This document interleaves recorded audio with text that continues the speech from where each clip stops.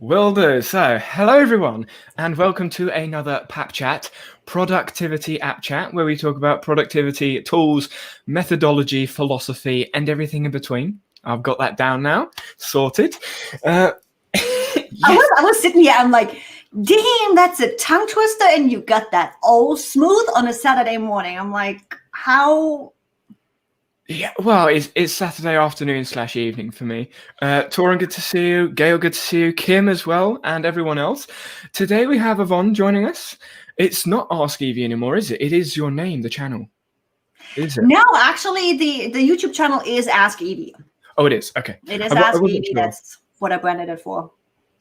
Cool. So I have your channel linked in the description below if anyone wants to have a look. And for those that aren't familiar with who you are, what you do, and things like that, do you want to give us a brief overview? Brief. How was that? When you get me start talking, I don't shut up. How much time do we have? No, pretty much my general intro is I'm a digital. Yeah. See, I'm worse than you are today. Send some of that over.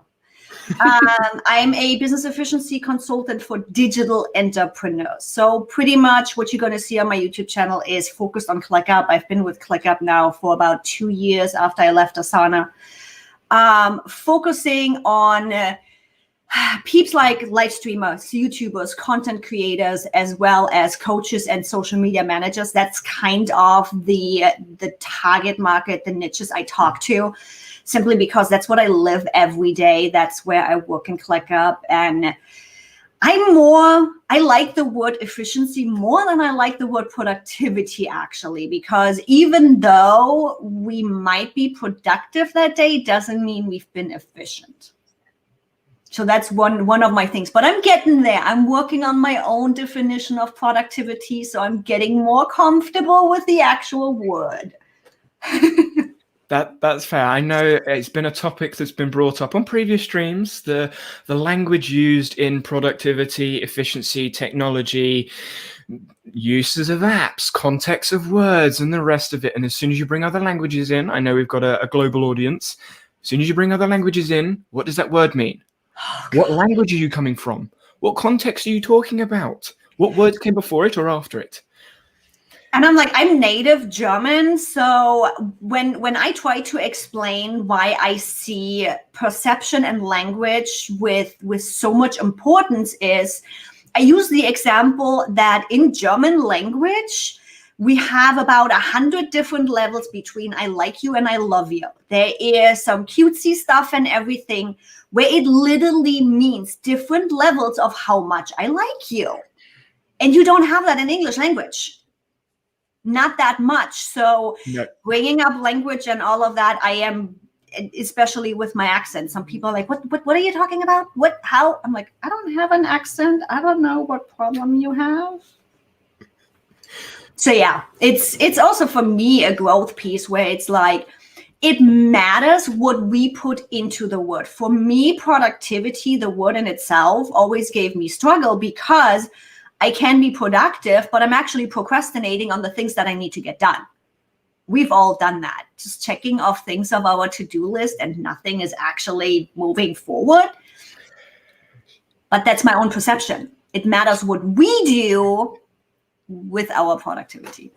Oh yeah, 100%. And you saying you're German as well, it just made me think, what's that? 3 of the last 4 guests have been German. So Tom, Kim, who's in chat now, and yourself, you're all, I don't know. It's in our blood. It literally, I'm like, when people ask me, how did you get here? I'm like, I just follow the yellow brick road. It's all logical. It totally makes sense to me. It took me forever to realize that I see systems and processes where other people just see chaos. I'm like, yeah, no, but you can put this in a box and this is what you are. So I had to learn that some people don't see stuff like I do. Oh yeah, completely agree. So you mentioned ClickUp. I have ClickUp in the title because you use ClickUp. Before I say, okay, you use ClickUp, what else do you use? I'm curious. What are your thoughts on other applications just in general when it comes to the all-in-one app? It's not all-in-one. Okay. First of all, it's not all-in-one. And I'm happy to say, Layla posted it on Twitter, actually, They finally took it out and stopped saying one tool to rule them all. It's bullshit. Do I get to say bullshit on here? Yes. Seriously, first of all, we shouldn't try to cramp everything into one tool. Focus on one thing, or even on a couple of things if you have different departments that can focus on one thing, and do it right. And then build up on it. You can't replace Airtable yet. You can't replace my Google Docs yet. So we are not one tool to rule them all. And I've been fighting with them on that for a while. And to me, what I'm really proud of myself is, yes, I love ClickUp. I've been around the guys for 2 years, talking to Zap, talking to the developer, talking to social media. I will not recommend ClickUp if it's not the right solution for you.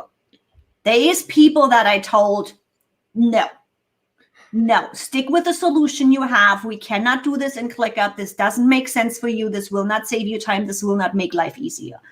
So I think I even had a video on that where I'm like, stop looking at a tool for your solution. A tool is not going to save your problems. It might make it easier to deal with the stuff, but the problem usually is you or your business. And I will add on to that, it could also make it harder. I know Notion, for some people, they look at it and go, Notion's going to solve my problems. How do I build this? How do I build that? Can I have a consultant for this? I need this. I need that. You're like, you've just created more problems than you had to start with. I would imagine it's the same with ClickUp. Some people start using ClickUp and they go, how do I do this? How do I do that? How should I do it? That's going to happen with every single tool. So especially when you come out of that thought of, ooh, this is going to solve all my problems. I'm like, no, you are learning a new tool. And I was talking about that. I remember that in one video where it's like, oh, this tool isn't working for me, no matter if it's Asana or Trello or whatever, and you're coming over to ClickUp, but then you are trying to use a new tool the same way you used your old tool. It's not working that way. You need to work in the tool how the tool works best. And with ClickUp, you know it. We have how many different ways to show data, to do tasks, to do recurring. The nice thing about it is that you have these multiple possibilities to cater to your team, how they process information. That's the good thing, but it's also the bad thing. Oh, yes. The learning curve with a tool like ClickUp right in the beginning, oh, hell. Put on the blindness, get to what problem do you want to solve, and start there and use it. But that's the same thing with every single tool. It doesn't matter which one it is. Yeah, it's advice that I think needs to go across the board. I don't know whether maybe it's naivety, people coming into the digital world and be like, oh yeah, it's just going to do it like this. Not quite. I don't think it's naivety. I don't think they're naive. There we go. I think this actually is resulting out of bad marketing campaigns. It's an aftermath of, here is your quick fix. Here's the solution. 6-figure business. Just implement this one thing and you will have a 6-figure business. BS. You need to do the work. Yeah. And I think that mindset, that thinking has swapped over into our tools where it's like, cool, Trello didn't work for me, Asana didn't work for me, Notion didn't work for me, ClickUp is going to work for me, sure. And then you call me and you're like, this shit doesn't work, ClickUp sucks. No, you suck. I may not say that to a client, but I get the gist, I get the point. Maybe you're different? Maybe I haven't said it quite that blunt. To a client in my YouTube videos, yes, but to my clients, not necessarily. I kind of go around the corner and put it nicer. Rephrase it a little bit, yeah. So I know we've explored ClickUp on this channel a few times in conversation and in videos. So Torin said, I like the UI for ClickUp, but not sure about the UX, user experience, for those that aren't sure on the abbreviation. Especially for me, I much prefer a combination of Notion and Todoist. So what is your experience with people's experiences of the US or UX, or your own personal experience of the user experience of ClickUp? First off, I am really Excited you mentioned Todoist, because what's happening behind the scenes right now, you guys are the first one to hear this. So nobody knows about this new project yet. Knowing Todoist, you might have heard of Mike Vardy. Maybe not. We are moving him off of Todoist right now into ClickUp, and we are recording all of that. So there will be a series of somebody that has been Todoist for how long now? And moving him into ClickUp. So that'll be fun to see, because again, I'm not living in Todoist. I'm not living in other tools. I'm staying up to date, but I don't know as much as you guys know, because you live in that tool. I live in a lot of tools. You also have a little bit more time than I do. I need to focus my time. Overall, yes, there has definitely been some development hiccups in the past. And I was really happy when they finally made the change from we're releasing an update every week and something new is coming to let's fix the stuff we have. Switching servers, building the double up again. Saturday morning, my brain is I'm out of web development and I don't even remember my words right now. Building better infrastructure. I know there was a big issue with last week's release. There was a big issue. It cost a lot of things. They went right into it. I actually talked with a developer that probably will be heading up the release itself. They updated the system behind it. They updated checking those releases. They, within a week, completely revamped how they in the back end doing those releases. So the nerd in me, this is what I'm looking for. I am fine putting up with tech issues as long as I know the team is on top of it, that the team is listening, that the team is adjusting, and that the team is implementing. That was one of the biggest reasons why I left Asana, because they fucking didn't give a shit. They didn't listen to their users. They pretty much gave you a middle finger in support. Maybe it has changed. It's been 2 years now. But that specific point was my issue why I left Asana. A tool can be great, but when shit hits the fan and the team doesn't listen and the team doesn't adjust, we are not going anywhere. We're going to get stuck and be where we are the whole time. Tech issues are going to happen. Releases are going to get screwed up. If the overlaying mentality and support is there, I will stick with the tool rather than switch because of a tech issue.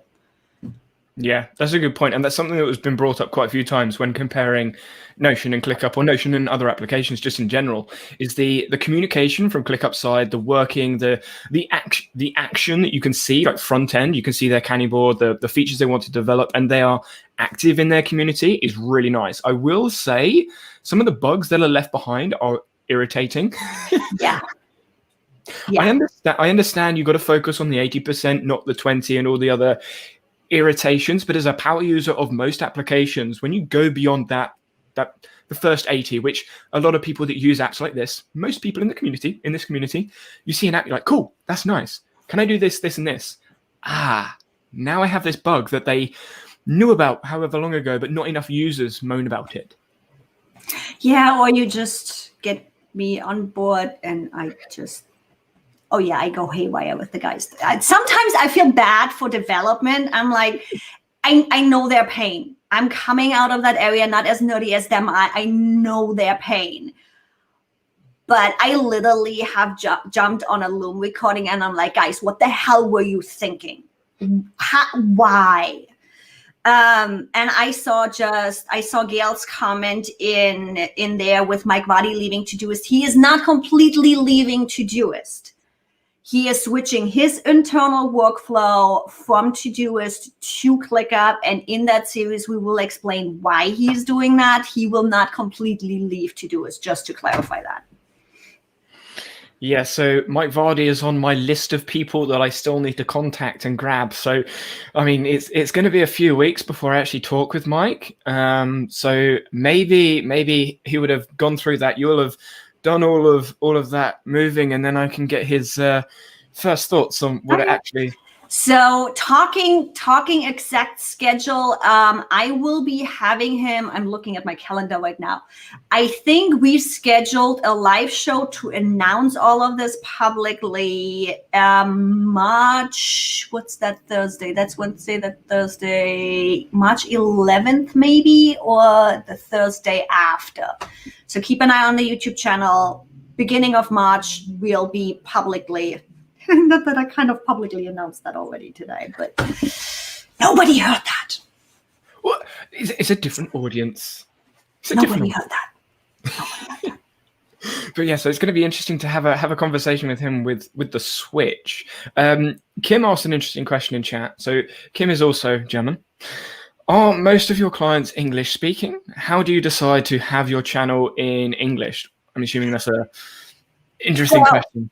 Yes. Actually, with me, I do live in San Diego now. So I've been in the States since 2007. Yeah, been in the States since 2007. At this point, when I get a tongue twister, I'm thinking German, but usually 24/7, I sleep, eat, drink, think English at this point. So for me to articulate myself, it's actually easier nowadays in English than it is in German, which is why I'm going with English. I had a lot of people that reached out and are like, hey, don't you want to do this in German too? And I'm like, I literally don't have the brain power. When I talk with my mom, we call every morning, she's checking in with me.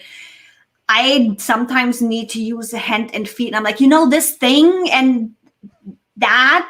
And some of the most common words just will not pop in my head. So it was really easy for me to say, okay, I'm going English. That's where my target market is. That's what my clients are. That's what's the easiest is for me. There is, however, a need for European languages, no matter if it's German, no matter if it's Polish, no matter if it's Czech. There is a big need out there. The thing is, I would do some research and see if there might be an advantage. There probably is. So not just doing a European language like German, but English too, or at least offer English subtitles on your videos. So translating your videos and offering the English version as a subtitle. My Germans know. I'm like, we learned English in school. It's a second language. Even if our English understanding is crappy, we will still be able to follow along an English video.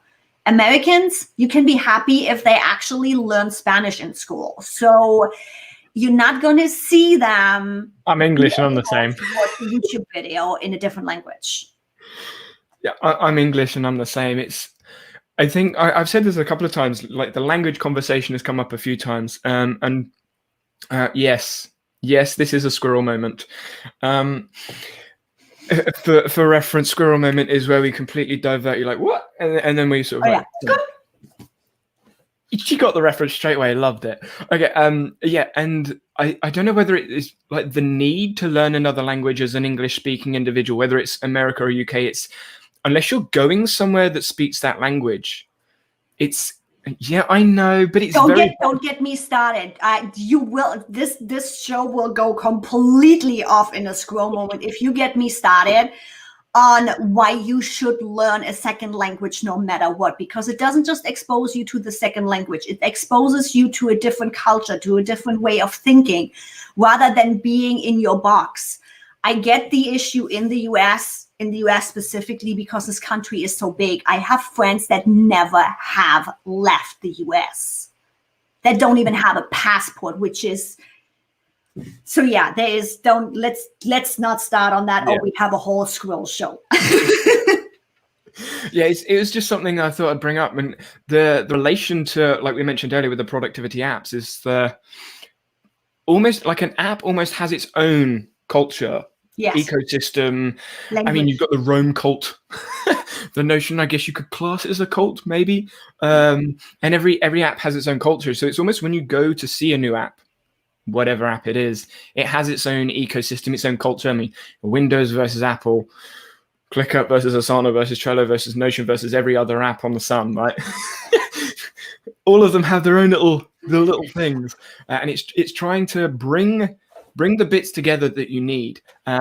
So moving back into the tools, what other tools do you use? Like, what other cultures, ecosystems are you involved in, or is it just ClickUp? I think you mentioned Airtable and Agorapulse. Do you use for social media? Yes. So we actually just dropped Airtable. What I used to use Airtable for is speaker submissions. So when I bring people into my show, I used to use Airtable for that submission. And I'm like, I don't want to have the double step in there. I literally just made it a ClickUp form. It's not perfect because we don't have any description that we can put in there. It's like, whatever, it's just my speakers. I deal with it just to make my system easier. And I used to use Airtable also for collecting my social media posts because I easily can download it as a CSV, upload book, upload it to scheduling and all of that. You with this question actually triggered a really good point that I've been trying to make out there. Yes, I use Agorapulse. I see way too many social media managers trying to use ClickUp as a content calendar. And I'm like, you guys are spending how much goddamn time trying to make this work rather than using a scheduling tool where you put your content in, you schedule it out, and you see what's happening. Why? I'm like, don't get me wrong. I have date last night. I spent last night on the fly building a support system and a feedback system in ClickUp because I didn't have anything better to do. I like playing around with tools. I like making things happen. I like using Zapier and Tegromat and automate stuff. But at this point, till we have an easy, clear API integration with ClickUp and a straight up scheduling tool, why? Talk about scroll moments. But yeah, my regular tech stack is ClickUp, Agorapulse. Used to be Airtable. Some of my clients still do. We have cut that one off. Dubsado.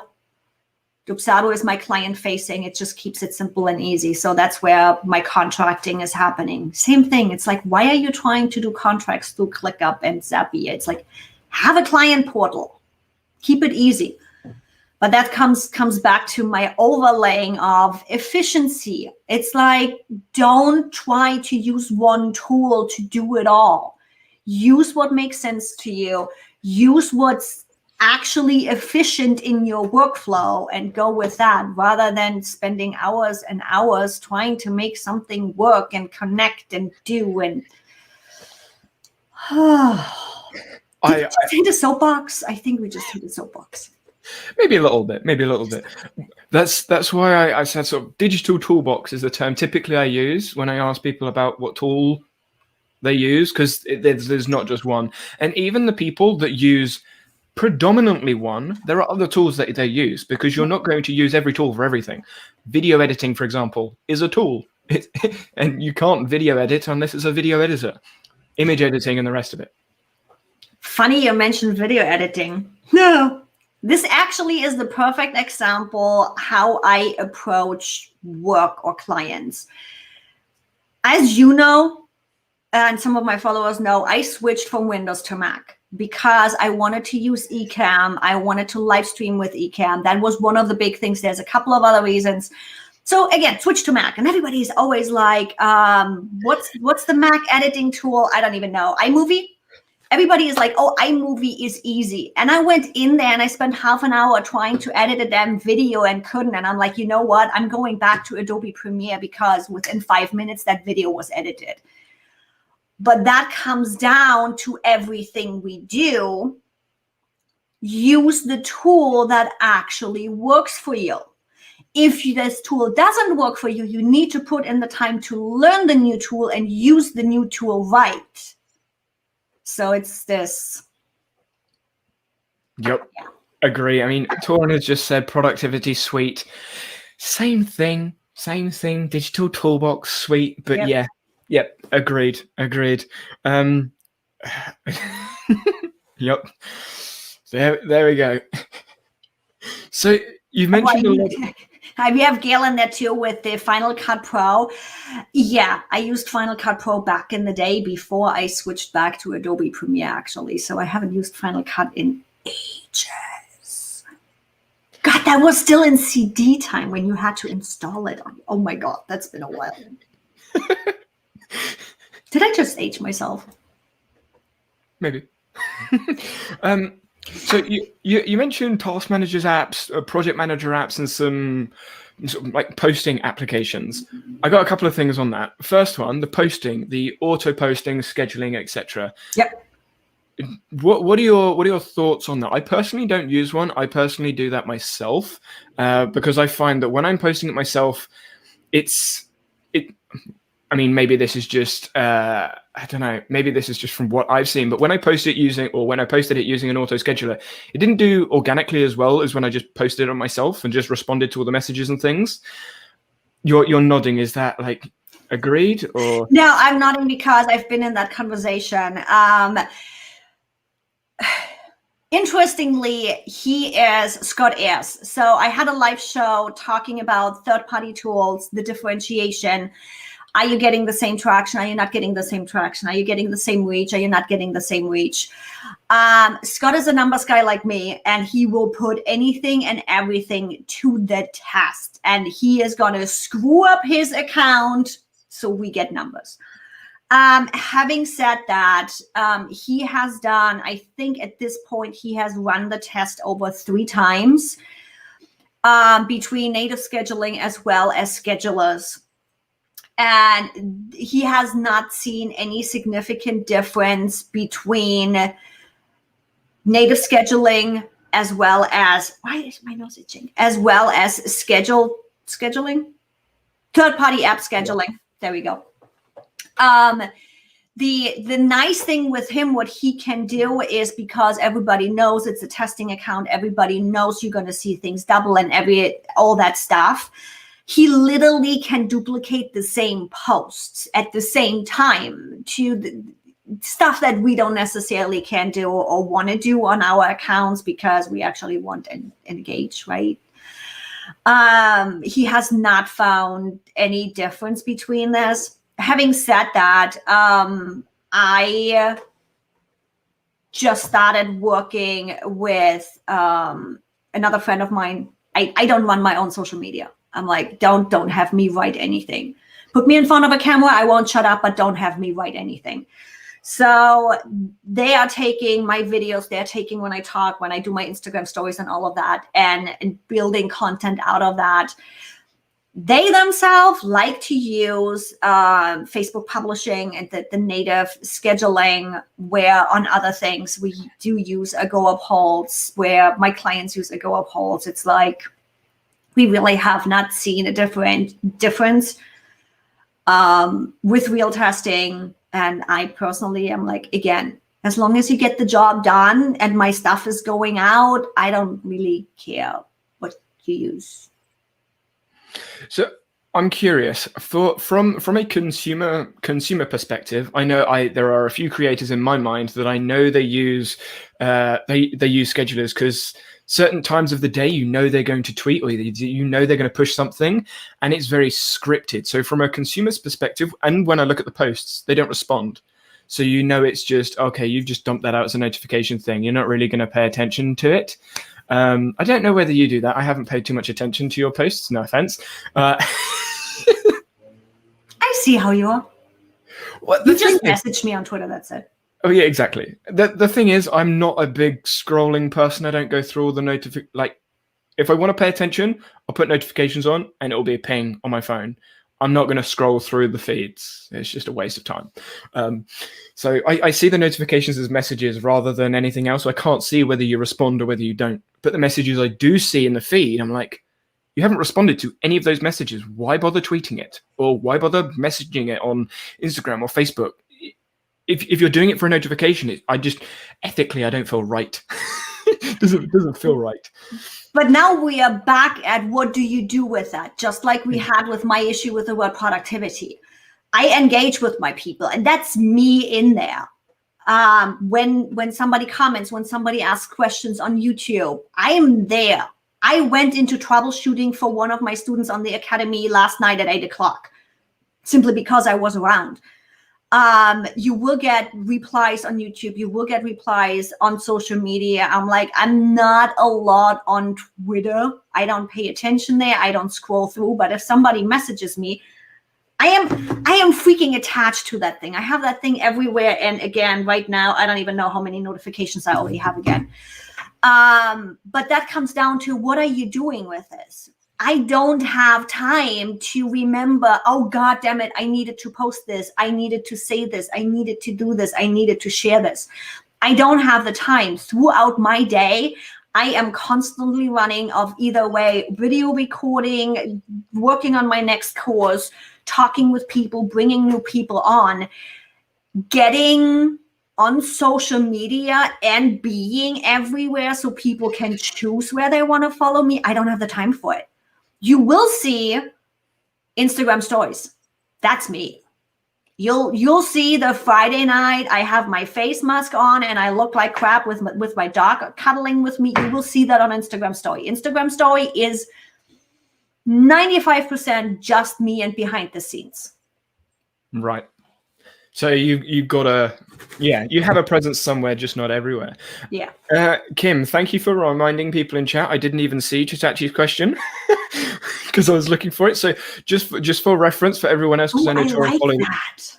I know Torin followed that up with can you at me? The reason I say no with the at me is loads of people at me and it's not a question. It's just they're making a comment towards me. So and when I'm talking, I just want to be able to go, oh, there's a question mark. Let's go with that one. So Chitachi. I like that one. I might just have to go with that one. Well, we've. It makes sense because it pops out. You easily can see that there's a question. Wait, I've tried with the Google Forms. I've tried with Slido, and it's like go to the link and do this. It's a little bit of a. I'm not a fan of it, but it sort of worked, and this is what we're going with so far, and it's worked so far. So. Chitachi says, I think many people will ask themselves, should I just use the tool that already works for me? I would say that's a great question to ask. Or will learning this tool make my workflow much more efficient? How would you answer this question? I would, my immediate response is, if it ain't broke, don't fix it. If it's working for you and there isn't a friction point that makes you go, I need this solved, don't change the system. However, if there's a friction point, then you need to start going, okay, how do I solve this friction point? That may be where you start looking at adding an app or changing your system. Yep. Do you agree? Completely agree. The thing that I would add to that I have seen be usually one big issue is they don't even know their workflow. Yeah. So they haven't even gotten the basics done of how do my freebie users come in? How do I upsell them on the academy? How are my clients coming in? What am I doing? What's my CTA? How is that actually workflow of going from the idea to the YouTube video, to optimizing it, to sharing it? What is that workflow? They are just running by the seat of their pants and don't even know what's going on. And pretty much 75% of the time when people come to me, that's the issue. And then you go into, I always like to use the whole, should I get a Mac or a Windows machine? What's your goal and what's the issue? Don't just ask me this or that. So drill into what's the problem? What's working for you? What's not working for you? Where are you getting stuck? What's the bottleneck? What are the features you want to have? I love ClickUp because it gives you so many different possibilities, and often enough with the team, you have the artsy people, they want to have the board view. You have the more streamlined logic. I don't want to say logical people. Artsy people are logical too, but the whole to-do list oriented people. we can move things around and we can accommodate a big team because we have those possibilities. If you have a small team and they're all going by list view and they just want to check things off and Asana is working for you, stay with it. But go make your positivity and negativity list. Go check those things off. Don't just expect, as we said in the beginning, a tool to solve your issue. It's not going to happen. Yeah. Completely agree. Anything that's not, it's just, and it's just, it's consistent. It's funny. It's consistent across everyone that I've spoken to. Everyone is the same, but they all get asked the same sort of questions. You know, like it's got to sink in eventually, right? Right? Maybe if we can get the marketers out there that stop selling us the one fix all. Maybe it is fine for you to put it in chat. I now understand it. We are okay. I know she sort of corrected, well, not corrected herself, but put the alternative in there. Torrent, I like the exclamation mark. That wasn't brought up, but I'm liking it because I can see that one just as well as the question mark. So statement. This is a statement rather than a question. I like it. Linux. Love it. Though, are they changing the MacBook Air to the M1 chip too? Careful. So I literally just upgraded when the M1 was announced. And some of my peeps that do not ask the same questions like I do were like, why didn't you order the M1? Why did you get the Intel? Guess what? When I was setting up my MacBook, within 5 minutes, I got the message of, which one are you using? We do not support M1. So again, same as with using tool. Do your research if the M1 chip is in there. Whatever you use daily, can the M1 handle it? Do your tools and programs support the M1 chip or not? You might run into issues. They're great, don't get me wrong. They have speed, all the whole things, but Google Suite, for example, does not support the M1 chip yet. Yes, good point. Good point. So, second question, going back like 20 minutes when I said I had 2 questions. See, it stays here. It sticks in my head. That's the thing. Even though I have squirrel moments, the original topic is normally ingrained in my head. Here is a squirrel moment right now. My mascot, I'm yet to make it, is a squirrel chasing an orange with a space helmet in space. Yep, because orange is my color. Why am I not surprised? Why am I not surprised? Yes, so it wasn't all my idea. It was everyone else. You can't just blame me. But yeah. So I need to make that. Anyway, going back to the question, note-taking. Do you do that inside of ClickUp or do you use, I don't know, Google Keep, an audio recorder? What app do you use for the different phases of note-taking? So to give you a bit of a reference before you answer, note-taking quick capture, note-taking for meetings and things like that, and then note-taking with the brainstorming of whatever that's going on. Quick capture. So I am one of those people that does like paper, but I have too much paper around. I literally only use sticky notes for my 3 things I need to get done today. That's the only sticky note I'm allowed to use. Because if I would not do that, I would have everything sticky notes. I do use, for example, on client calls or any other Zoom calls kind of thingy where I need to note things down, I actually use GoodNotes because I'm faster handwriting than I am typing. I never really learned typing. So I have my iPad next to me with a pencil. I have GoodNotes. I literally have one folder in there for discovery calls, and each discovery call gets a quick note underneath with their name on it, so I can search those notes. It's right there. I can pull them up. Next step above that. So that's usually we are just getting to meet each other. I need to note down a couple of things really fast.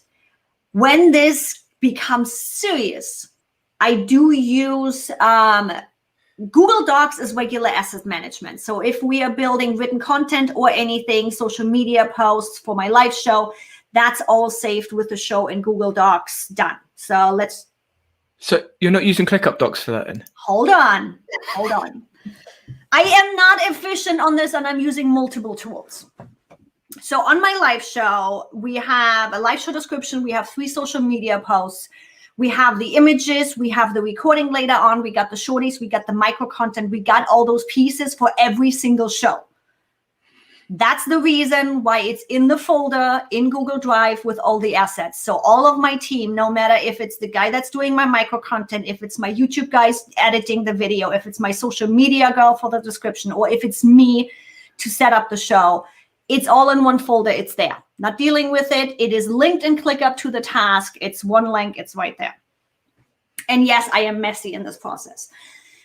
My clients, my coaching clients, get their own folder in my ClickUp. They get a training. They get call recordings list. What else is in there? Call recordings list, their to-do, their tasks, what they need to get done. With that, our call notes are straight up with I literally just duplicate a task in there for each call. That duplicates a document with a document template that is laid out for the talking points and the pieces in the call. That's why they're in there. And my show notes are in there too because of the same reason. So I literally just duplicate that. I have my framework in there for each live show with the intro, with the guest intro, bio, blah, blah, blah. So I easily just duplicate that and do that in there. Is ClickUp Docs a valid document, Word document, whatever you want to call it right now? No, no. We don't have folders. We don't have asset management in there. It's no. Yeah, that's what I saw, and I think it's interesting that you've mentioned like a lot of different tools. When it comes to, this is what came to mind when you said about notes. Do you transcribe your meetings using any of the tools? Meeting calls? No, we literally just record them on a Zoom, and they get the recording for that. They're not getting transcribed. Not dealing with it. not for me. No. Okay. I do, when we do transcribe, for example, if it's YouTube videos or if it's live shows, for me specifically, and I know we have a couple of people out there in the audience that are English second language, the one that works best for me is Temi. Temi understands my accent the best. How is that spelt? Temi. And it's a full-on AI solution, so there is no person behind it. And they're, I think, 25 cents a minute. So they are also cheap as heck, but they also understand me the best. I've tried a lot, and there was like, yeah, I don't even know. Mm-hmm. Yeah, because there are so many out there. I mean, Rev is the one that comes to mind because it's the one that loads of people seem to use, but I don't know how it works with accents. Rev is the next one. So if I want to step that up a notch, and I'm like, I actually want to work with a person, Rev is the one that I use after that. Temi is and I often enough, you can set up a Zapier integration actually for every YouTube video uploaded. You can send it straight up to Temi and get it transcribed. Not that we have that. Yep. I mean, you can integrate almost anything and everything with the amount of tools that are out there. It's just, I guess, knowing what you need and then finding the workflow to sort of like match that, which is what we were talking about earlier with the system. Having a system going, am I on camera? Yeah. This is the system. I was like, am I?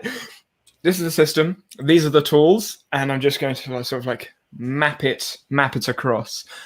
So you mentioned note-taking. Do you do any Wado classes like maybe like learning, collecting notes together, brainstorming type note-taking?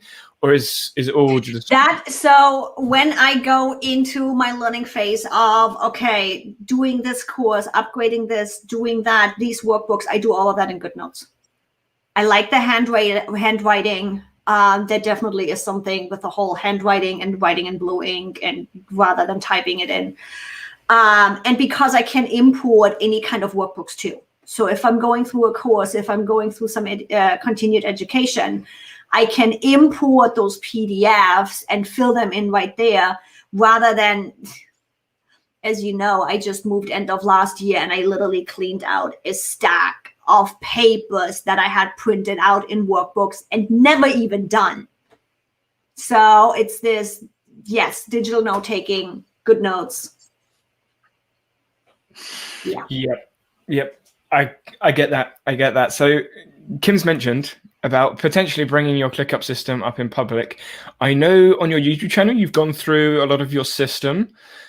I can't imagine it is safe to share right now. I don't know, because I know a lot of us use our spaces as I don't know, sandboxes, whatever you want to call it. So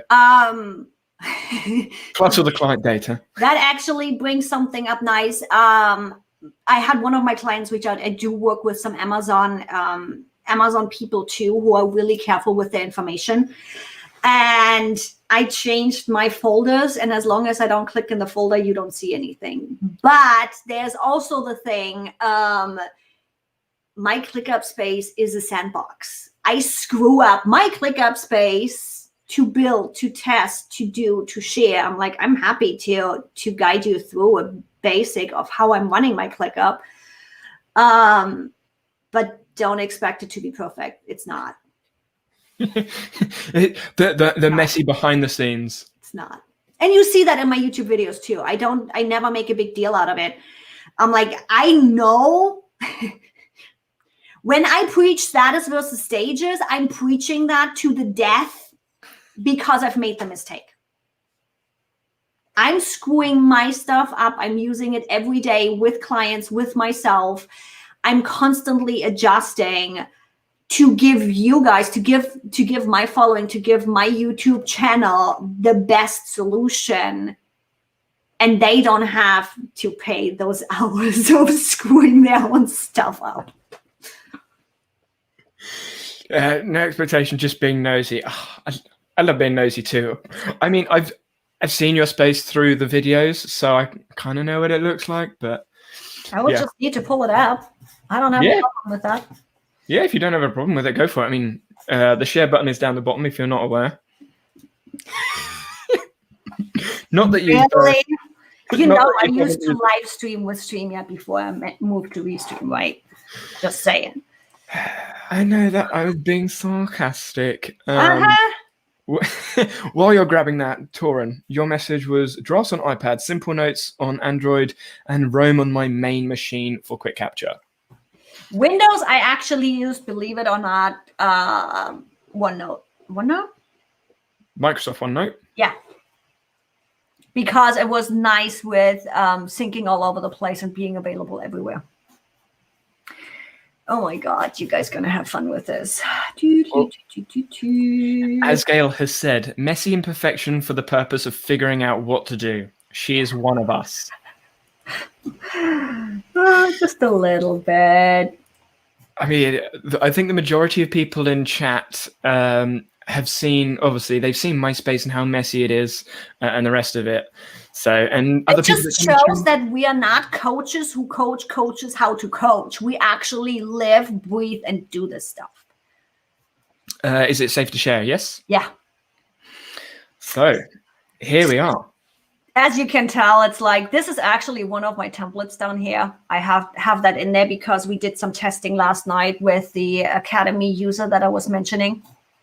One thing that has been actually a big question as of late is I'm playing around with a new CRM, which is quite manually right now. Let's actually open up the incoming. Lots happening manually in here right now, as you can tell, but I did nerd out with another vetted consultant with some Integrally. Which one? Integromat automations that will help actually automate that and potentially make ClickUp usable as a serious CRM. So that'll be fun. This is one of my passion projects. This is not a time saver or anything efficient. This is a passion project where I'm spending way too much time with. I mean, I built Mario inside of Notion, so I totally understand what you're saying. Oh, yeah. As you can see, there is, my spaces itself. Let's back up here for a second. Shitty naming convention. Your account with ClickUp is called a workspace, which I don't know who the hell came up with that. Just call it an account, please. And then these ones here in specific are called spaces. Under spaces, you have folders, which right now do not have anything to do. They are literally just a collection of things. Little behind the scenes info, those folders are getting more capabilities. They are getting statuses, they're getting roll-ups, they are getting more stuff. They're working on this as we speak. I am really excited about that one. But for right now, till the release pops up on that, a folder is literally just a collection. But with that, oh, look, the update just rolled out yesterday. Folders finally have colors. That was last night's update. Underneath, we have lists. I always, as you can see right in here, I always use a folder because I know what's coming up, even if there's just one list in there. And then you have your tasks, and you also can pop that up. As you see, I'm working on my dual citizenship. You got your task with your custom fields, with your comment section and what's happening, as well as subtasks. So just that you have an idea of the language that I'm using. I'm liking the orange. Hmm? I'm liking the orange. On brand. Between it's literally the first thing I saw. It's got to be on brand. And then pretty much what I do is I have my customer success, which is the CRM setup that I'm testing. I have admin stuff going on. I do have my finances running through here. So I do have monthly recurring tasks that say, hey, by the way, your credit card payment is due, or your Peloton membership is due. I do, however, talk about using this expenses, using this in making it work and making it efficient to you. I still have a Google spreadsheet in here. This is still my old version because I'm following profit first, and you need to calculate numbers out and do stuff in here. So I still have this integrated in here. Again, use a tool, how it makes sense for you, how it is efficient. I'm not going to try to do this in ClickUp. It doesn't make any sense. Something that is going to be potentially interesting. I'm playing around right now with cleaning up my marketing space, content creation. So got the YouTube stuff in here. I just moved out my live show. That will be probably interesting for you. I just moved out my live show into its own folder because I wanted to be able to note down a wish list of people that I want to have on, and be able to say, I don't have my custom field in here. As you can see, it's a work in progress. Be able to say, okay, I am talking with them. I reached out to them. I emailed them. It's a go. It's a no-go. I did automate my submission. So I'm using a form in here. I think I mentioned that earlier, for my guests to submit their information to straight up become a task. And then once they are actually scheduled, they end up in the scheduled list. So that's fun.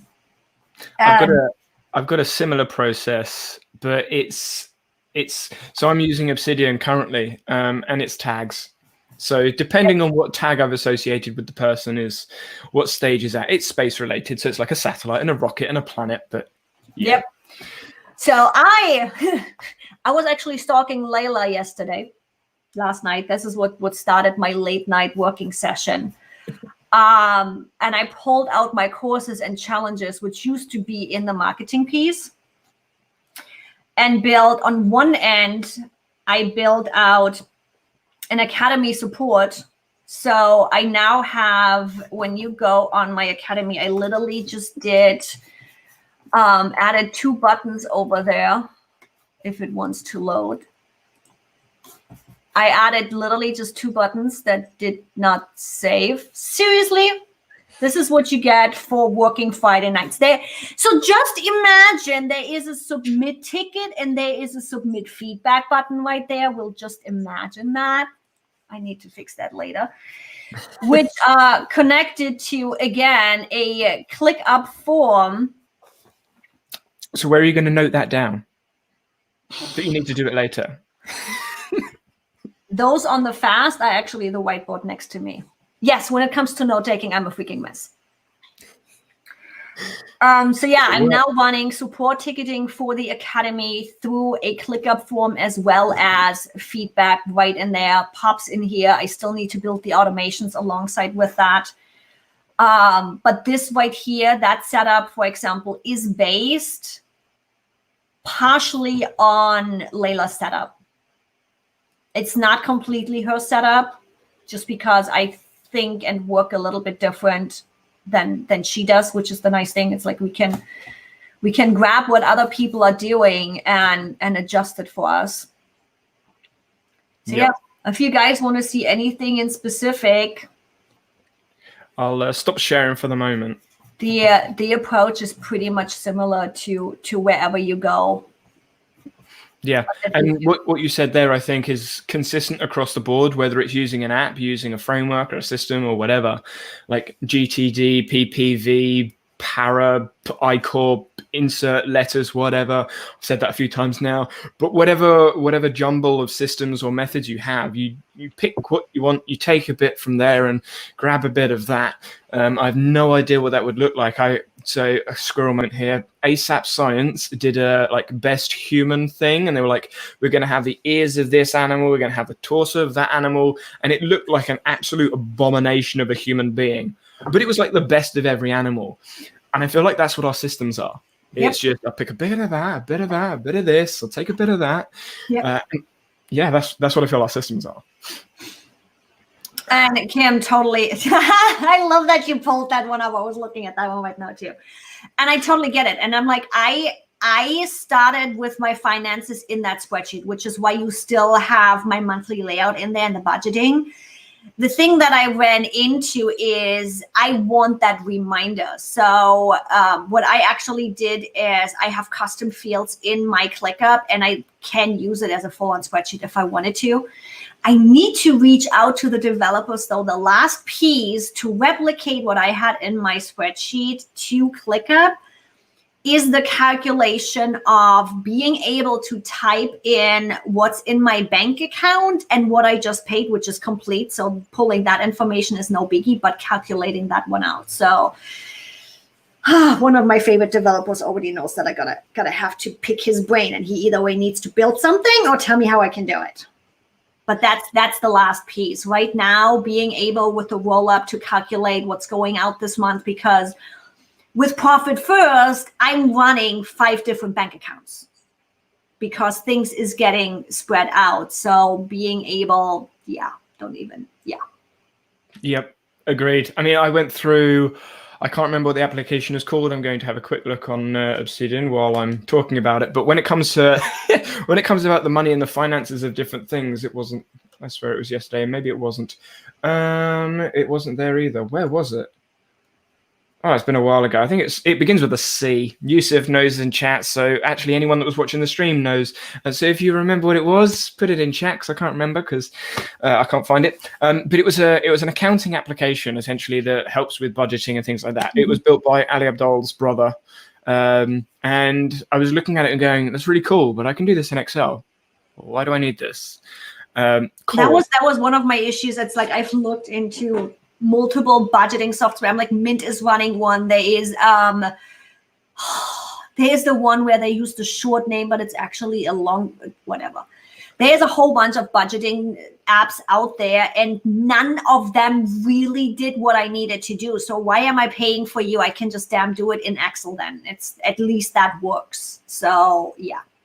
Yeah. And I think maybe it's because I understand Excel quite well because I've had to use it through strength and conditioning. Is something that we just have to use. I look at applications. I'm like, why would I use that when I can do all of this over here? If you can't use Excel, then I understand getting an app to do it for you. Fair enough. But there's enough people out there. I'm like, even me in the past, I shared the template that I'm using for my Profit First allocation and my monthly budgeting.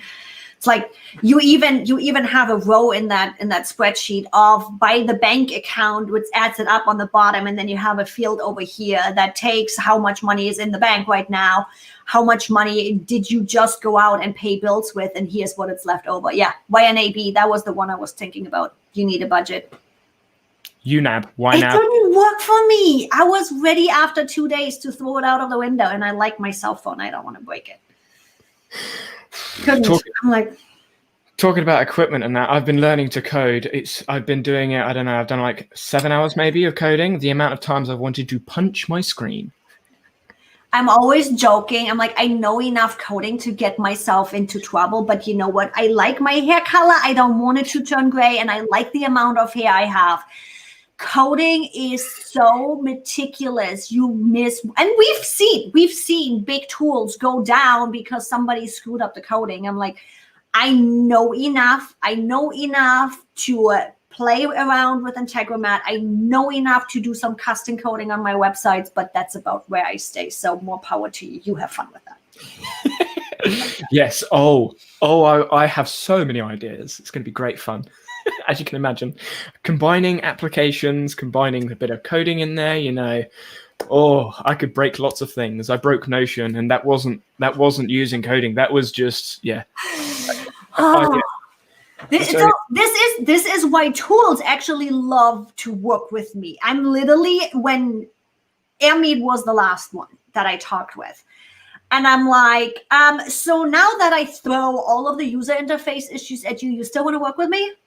Because I'm literally like, here, this is not working. This, you need to fix this. Yeah.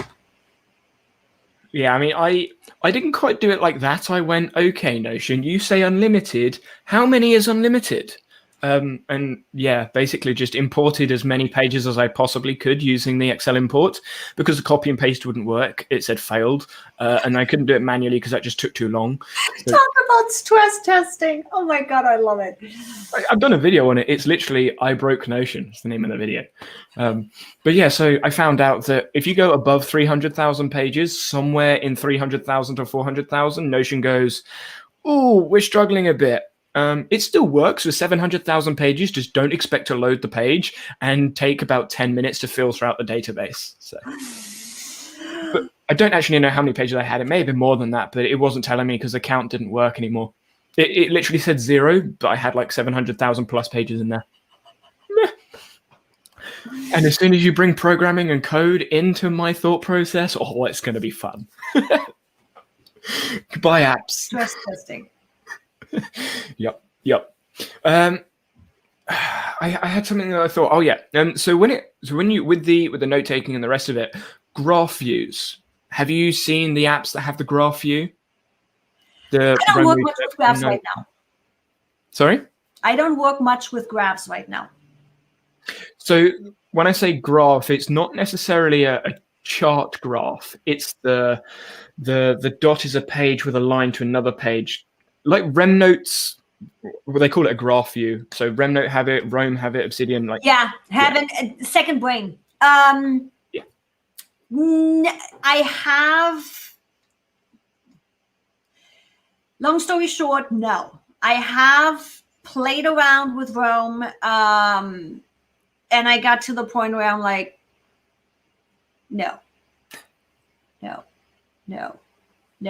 I just felt like once we got out of the graph view into the Reddit view, no, not Reddit, Quora, which one ever, and I felt like I was back in 1990s. I'm like, okay, nope. The page and the list, or mind mapping. That's one too. What some people call them. No, haven't spent much time in it. Have played a little bit around with it because I love the idea how my coach is approaching it, in the sense of using it as a second brain. She is completely into it, and is actually. Do I have my notification? I still have it on Readwise. Readwise is working similar to was Readwise. I'm like, I'm still getting my notification in the morning. Which app was that? Because of how my brain works. Being able to go to my team and be like, this is the end product, and this is how I got there, and these are the bits of pieces of information that got me there, and this is what we need to funnel into this. Love it, because my brain goes 356,000 miles per hour with different tabs popping up and images and visuals and bits and pieces of information. Being able to collect that into one piece and say, this is how I got here, now go do something with it, is priceless. Have I had the time to deep dive into it? No. That's fair. That is fair. Yeah, I'm like, my coach always says, it's like, if she needs an answer, she open loops me. Meaning, for example, hey, I'm thinking about using Circle SO. She literally did that to me in a coaching session, and she knows what happens with that. That means I'm going to be researching this. I'm going to be testing it. I'm going to be looking into it. This open loop, I hate open loops. I need a freaking answer. So that's what happens, and why I love the idea of those tools, of being able, when I'm in that situation, to pick a piece of information or content, be able to remap it back to the big idea. And when I'm done with all of this, can just hand it off for somebody to do something with it. Yep. Yeah, it's funny, when I first saw the graph view, which is what it's sort of called, I don't really know what it is, like networked thought view. Yeah, a lot of people call it the second brain. With the second brain, obviously, with Thiago Forte's course, it's terminology, language. You're like, what do I call it? Yeah. But yeah, so when I first saw that, I thought, how am I going to be able to decipher all of these dots? As soon as I have like 100 dots, I can't see any of that. Yeah. Then you have the local graph, and then I go, now it makes sense, because you can go to one place, just see the dots related to that. And Obsidian, which is a tool I'm using, has different depths. So I can see, okay, there's one dot, there's the first lines. I can go depth 2, there's those lines related to that. Depth 3 is more, etc., etc. So I like that customization, the graph view, and moving forwards from that. And in the video that I'm going to be posting probably early next week, it kind of explains that a bit further. Paul, is that Paulina? No, that's a different person. Paulie, how far did you get? I'm assuming that's referring to me trying to break Notion. I did do a video on that, and like I say, around 300,000 to 400,000, but it wasn't telling me. Somewhere in there. And that's for one database. I didn't try it with more. And with Notion Speed recently, no thank you. Have you tried pushing ClickUp's limit? No. I know there have been people where I don't even know how many freaking spaces they had. And I'm like, what are you people doing? I'm like, as the fun of it, with you just testing the limits, I'm all for it. It's like, go, guys, you've got enough time. Go play with it. Challenge accepted. But they literally did that in their business, where I'm like, how many freaking spaces do you can't pay attention to this kind of setup? No. So yeah. No, yeah. I haven't tried to put them to the test simply because I don't have the time. I'm like, no. I prefer spending my time hanging out with you on live shows. So in ClickUp with the free plan, do you get unlimited tasks? You have definitely the limitation, which we went into last night, of 5 spaces. So that's the maximum you can get. Do you want me to share your screen? Or I'm just pulling up the pricing right now to be able to actually give you the right information, because pretty much all of my clients, because I have a deal, so if anybody wants to go, just message me. I'm pretty much getting all of my clients onto the business account. Yes, the free one has unlimited tasks. If you want to share, you are welcome to share. Yes, so the free has unlimited tasks. So how many tasks can you input? You're just missing the evil horns. Seriously, yeah. you had the perfect face on that one. On the free one, you have 5 spaces maximum. So the colored blocks that you saw on the left side, you have 5 maximum with that, which should be in the full comparison. Yeah, because it's as soon as I see unlimited, right. I don't know why the hell they actually called the unlimited plan unlimited. It's not unlimited. Yeah, I like pushing boundaries. So yeah, you definitely can put it to the test on the free plan. Right. I'm gonna write a note with that. Polly, you literally can just go just email me at yvonne@askev.com, or literally any personal message anywhere on any outlet. It comes to my phone. YouTube channel linked in description. Go through there, and I would imagine your contacts are there. Yeah. Right, Yusuf asked the question. I just saw Kim's message. Sorry, you can already see Danny's eyes twinkle. Yep. Maybe I need to send you one of those hairbands with the light up eagle horns. And that last bit. So I think this was a coincidence, but I'm not sure. But the day I tested Notion, it crashed. I think it was a coincidence, but I don't know. Hold on. It's like let me text developers really fast to make sure they have contingencies. And he is on his way. It was literally like when Notion went down, people put in the Discord. So if you're not in the Discord, there's a link in the description. But people put in the Discord, Danny, you testing Notion? I was like, yes. Okay, you definitely did break Notion. I can't see why. I mean, it's only one database.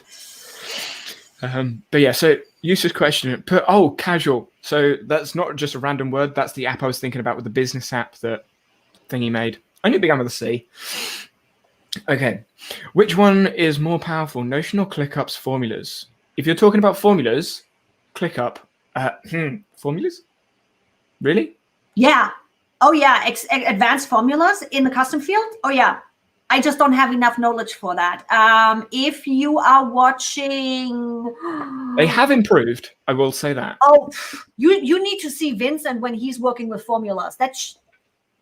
But considering Notion is more formula-based and development-based, I am assuming Notion is going to be better with formulas. But that is actually one of my next ones to dive deeper into and get more knowledge on, is the advanced formulas and custom fields on ClickUp.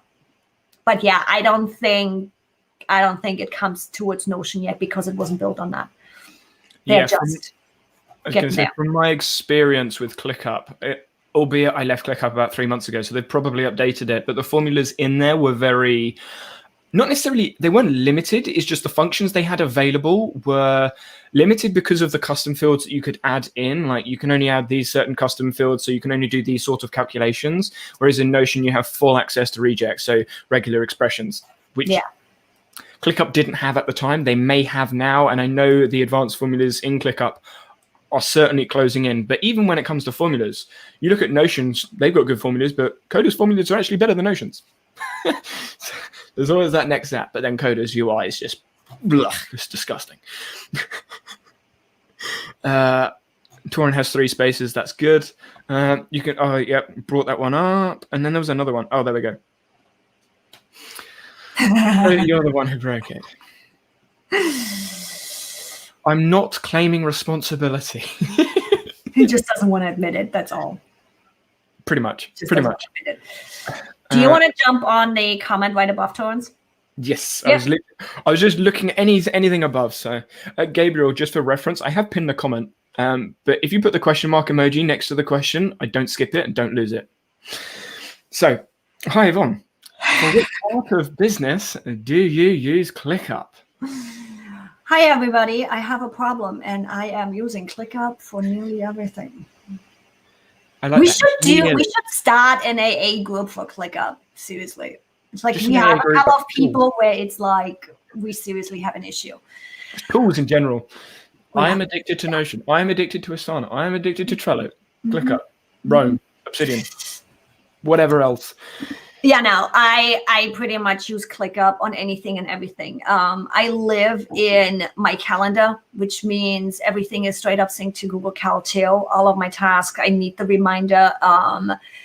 This is a funny thing about human psychology. I want my freedom. There's a reason I'm not an employee. I love making my own time. But if I don't have a system behind it and I don't get told what the hell to do, nothing gets done. So literally 90% of everything goes into ClickUp for me. I run my admin stuff through that. I'm actually diving in with Easel next week. I'm going to have a call with them. They are using their ClickUp for their whole. So Easel is a graphic design tool. Like Canva, I believe better, comes back to whole customer support and actual community. And they have a design company too. So not called Easel or whatever, but that's where that tool came from. And they are using ClickUp as their customer support thing. And they're using the new email integration to send revisions to the customer and everything, which I haven't done yet. I don't have use with, but I will be talking with them next week to see how they implemented it and how they used it, to get more ideas on that too, to be able to share with my audience. But on me, myself, Gabriel, I'm guessing you weren't here in the beginning. I literally just built a support ticketing system for my academy in ClickUp right now. My email is a freaking mess. No matter how many things I unsubscribe to, things get lost in my email. And I actually have a really good setup in my email. And still, it's like, I need to get tasked. I need to be told what to do. And the easier this happens automatically, the more I'm going to get done and the more does not fall through the cracks. So pretty much my whole business lives in ClickUp. Do I use other tools? Yes. Do we do asset management somewhere else? Yes. But the actual tasking, the actual project management, anything is in ClickUp. You mentioned Google Calendar, and I know you use Google Calendar because that's how I sent you the event, etc. Do you look at Google Calendar as GCal, or do you look at Google Calendar through ClickUp, or both?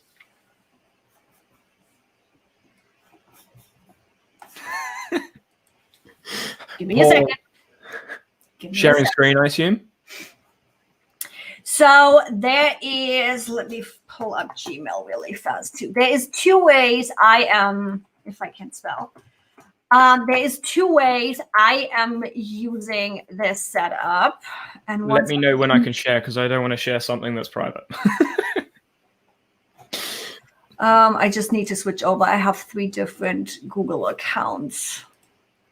Yeah, so Gabriel said both. I want an API to connect my GCal to Notion.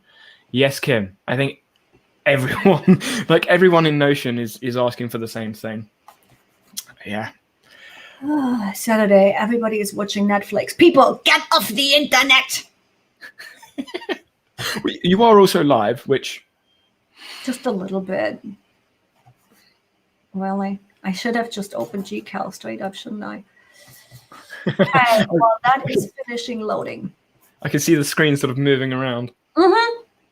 And I only have the tabs open we actually need, not the tabs that I usually have open. So, yeah, if you want to pop it up. Yep, sharing now. So there is 2 ways I am using this. And by the way, there's an update for Google Calendar syncing coming up. Ooh. I was recording.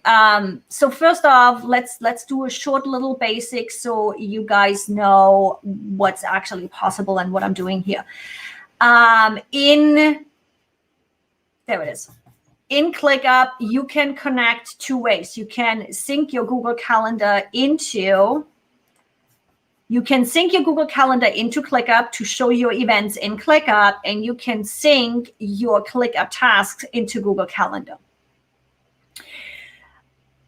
That will be cleaned up a little bit. As you can see right here, I yelled at them because I recorded a YouTube video and I'm like, what the hell are you doing, people? So they took out the sync all feature and you have to sync every single space to ClickUp. So once Evie ran into that on recording a YouTube video, you believe I was on that damn Slack channel within 5 minutes. I'm like, you guys better fix this. So let's just imagine you can just sync all your ClickUp spaces into a Google Calendar as well as your Google Calendar into ClickUp. Now, there is 2 different things that I'm doing here. On me planning my week, as you can see, all of my tasks are right over here. I have the general calendar set up. It's in the everything view. Everything is in here. But it is in me mode, so it's only my stuff. My team stuff is not in there. Now, as you can see, I've been a little bit behind on stuff, just a little bit. And what I do in here is one thing, for example, I need to actually build this weekend. So this is going to happen this afternoon. This is how I plan my work week, with the calendar entries are coming in here. The purple ones is what gets pulled in for my calendar. Any Zoom calls that are automatically scheduled. If Danny thinks we are just going live for 2 hours, cool. It's getting pulled in from my Google Calendar. I then work around that by literally just drag and dropping my tasks in here. What you see up there, I do have a filter on. Yeah, I needed to do that in filter. I do have a filter on that says status all, and I am keeping out some locations where we have a couple hidden spaces that are just testing grounds. With that, I also see when things are due or when things are paid. So everything green, complete, and done is still in here too, because I didn't want them to just disappear and then this calendar is empty and I look like I didn't do shit this week. So that's one side. That's my planning side. My actual day happens. Why are you empty? Oh, because I was playing around. Let's turn those back on. ClickUp tasks. PCM. Okay. My actual workday happens in here. So I have in Gmail, you got that sidebar of the little calendar on the side where you see today's view. That thing is always open. And I literally live in here. Now, there is a couple of pro tips. First off, when you are syncing your ClickUp tasks, have a separate calendar in Google Calendar for those. Because if you don't, you potentially sync those tasks back to ClickUp. As well as if you use a scheduling software, you don't want your tasks to block out your availability on a calendar for people to schedule time with you. But also syncing back, it's like, as you can tell, I have a whole bunch of stuff in here where it's like, okay, this is my business calendar, it's my personal calendar, it's the agency calendar, it's my live show and events calendar. I sort those by category to really be able to say, I want to sync this, I don't want to sync this, I want to see this, I don't want to see it, I want it to block my calendar, I don't want it to block my calendar. So yeah, I live in both. Right. Okay. I'm going to stop sharing for a second. Well, stop sharing. Ed, I agree to an extent that she is preaching to Notion, not necessarily addicts. I don't use Notion anymore for most of the things I do. And I know other people in the audience use other applications. But I think the biggest thing here is looking at how the process works. Because when, I don't know, in the next 3 years, maybe, Notion bring out an API, the same issues are going to appear. We talked about the API on my live show. It's like, well, they've been saying that for how long now? Exactly. So when Notion eventually do have an API and it does link with Google Calendar, however long it takes them to develop it, I imagine there's still going to be the same sort of issues, because people that use Coda have that exact same issue with, okay, I need to link my Coda events or tasks to a specific GCal. I can't have it to everything, which is what you've done. You've got your tasks going into one calendar rather than another. So it's, even though it's ClickUp, not Notion, it's still applicable for those workflows to get rid of all those hiccups and friction points before you go in. Yeah, just thought I'd say that, because that's something that is one of the reasons I like exploring other applications is if I'm using an app and another app is already doing what I would like the app to do, or potentially a new feature, I can see, okay, I like that. Can I bring that in here? Or I like that. I wonder what processes or systems is going to change with my system now to almost prepare myself for the future. When it comes to looking at other apps and looking at systems, processes, and features on things like that, do you bring any of those into your ClickUp space? Oh, yeah. Yeah. Now the question is, what do you mean by bringing it into your ClickUp space? There's multiple ways we can take this. When looking at other tools or exploring, I still explore too. I don't ever want to become the coach who coaches coaches how to coach. I want to live in this. I love this. I literally, last week on Friday, I was like, why the hell am I doing this? The whole self-employed imposter syndrome hit big time. And I literally just took Saturday to play around in a tool, build something new, and suddenly I was all happy. So this is what feeds me. This is what I live. So with that, I always keep an eye out on other tools too. I'm like, I talk with the developers. I literally have ClickUp developers come to me and be like, hey, can you look at this? Because they know without me bashing them, they get straight up feedback of, I got to test drive what folders are going to be in ClickUp. And I'm like, ooh, this makes sense. And they didn't even tell me how this thing is going to work. So I walked through this. I'm like, this makes sense. This makes sense. And is this going to do that?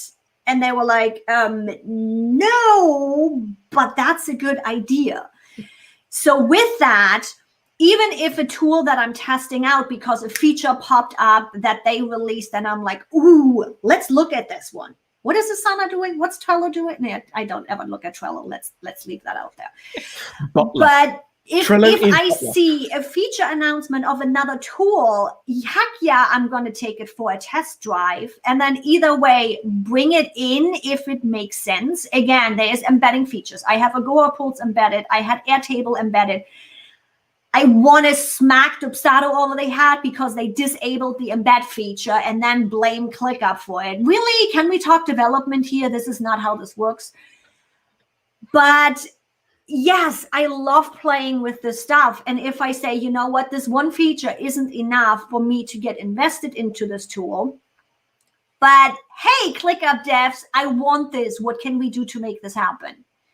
So yeah, I love playing around with other tools. I love testing it. It what feeds my soul. I get ideas from it. Potentially, I can make that happen. It's like, I don't want to be in a box. I don't want to be, yes, I love ClickUp and it does the job for me, and I'm only going to be preaching ClickUp. I never want to be in that situation. And for me to not get into that corner, no matter how much I love ClickUp, I need to stay out of it too. I need to play with other things. I need to use other things. Always efficiency in mind. What makes the most sense to be a solution for this? So have you seen any features either recently or in the past that you've looked at from another app and gone, that's really nice? Like, is there anything that sticks out in mind and goes, I want that, or I wish I had that, or you've just straight up and gone, can we develop this somehow? Email has been my big one that I was waiting for the longest time, and that I jumped onto the developers and I'm like, what were you thinking? I love, and again, we all know things need to happen in stages. I don't know the specific development behind the scenes that why they made that decision. But being able to reach out to clients without having to bring them in as a guest or as a member was always a big, big, big need for me. Because yes, my coaching clients come in, but there's enough other clients that I do not want to bring in where I need to reach out to them, and then I need to go over there and I need to do this and I need to do that. So the email integration for me was a big, big feature I was waiting for. And then it comes out and it's task-based. Are you fucking kidding me? I need to go into a task to set this up and do something? What were you thinking? I'm like, okay, maybe it's running in beta. We all slap a beta tag onto something when we test it, and then we have it for 3 years. So we'll see where that goes. I get it. The task is the lowest level. It's the smallest variable we can test this out. And I already talked again with one of my favorite developers where I'm like, okay, this is what I expected when you said you were releasing email. Can we do something about it? Please. So again, I look at email right now as the beta test. It's in task level. You don't even have really much to actually follow up. Are you getting an email? Are you not getting an email other than notifications right now? So as long as your workflow is integrated with that notification piece, you are doing fine. Again, Easel is the perfect example. They are nailing their workflow with email and task. but there's so much more we can do. I think what you said there, there's so much more we can do, is never going to end. Like, there's always something we can add on. No. There's always as long as it makes sense and it's going the right direction and you're not going too crazy and you don't lose sight of your users. This is one of the conversations that I had where I'm like, the issue that I see with most tools when they hit that scaling phase, the exact phase that ClickUp just hit this year with the big funding, with the double funding, becoming a unicorn, all of those. This phase right now is where Zap needs to step back as the CEO, where he's not on the floor, where he cannot influence the ClickUp community, no matter if it's support, if it's sales, if it's development, with his big dream. And if they can make it happen to scale with that community, with his idea, with his passion, with his compassion for his users, they will scale the right way and nobody will be able to take them on. If they are not doing this right and it becomes a we don't give a shit Fortune 500, they will burn and crash. So it'll be interesting to see now with the big hiring going on, with the big scaling going on, with the new office, with everything that's happening. It'll be interesting to see the next 12 months where the company is going. Yeah. I'm hoping because they have been listening behind the scenes to me. I've been talking a lot with them about that specific topic. They have been listening. I hope they keep listening because I want them to survive the scaling phase. If they can, nobody will be able to take them on. Yeah, I think the community aspect of a lot of apps is difficult. Notion has obviously done it very, very well because they've grabbed students, influencers, YouTubers. Explosion. ClickUp as an application isn't student focused. So I don't know whether the audience is smaller or less likely to be grabbed through social media. I don't know. But when you look at most apps, the growth happens on something like YouTube or social media because the big influencers are using them. So yeah. Yusuf brought up an interesting point. Every app should have a Vim mode. I have only recently become aware of what Vim is. I'm not. Sorry? I'm not. So I was getting there. So Vim is essentially in its original phase, it's a code editor. Vim is a code editor, but it's also something you can plug in to navigate around places. So Obsidian has Vim Key Binding. So basically what it does is it gives you two different types of being on the keyboard. One of them is navigation. So I can use J to go up a line, H to go down a line, like K and L to go backwards and forwards letters.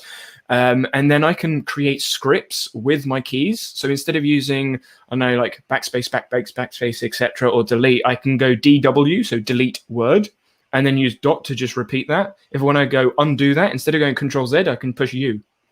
And there are loads. I'm saying like loads of shortcuts with that. For example, I can use Vim to record a sequence of commands. So when I want to add links, for example, in Obsidian, I can say, okay, go to the beginning of the sentence, add a bracket, go to the end of the sentence, add a bracket, go to the next line. I can record that and then map that to just @W and then just repeat it. Nice. I'm going to do that multiple times. Boof. So it's keyboard shortcuts on steroids. Pretty much. But Vim is a coding language to help people navigate through code, but code is essentially just text. It's essentially what it is. So it's really, really powerful. Obsidian has it. Notion doesn't. And I don't think many other things do.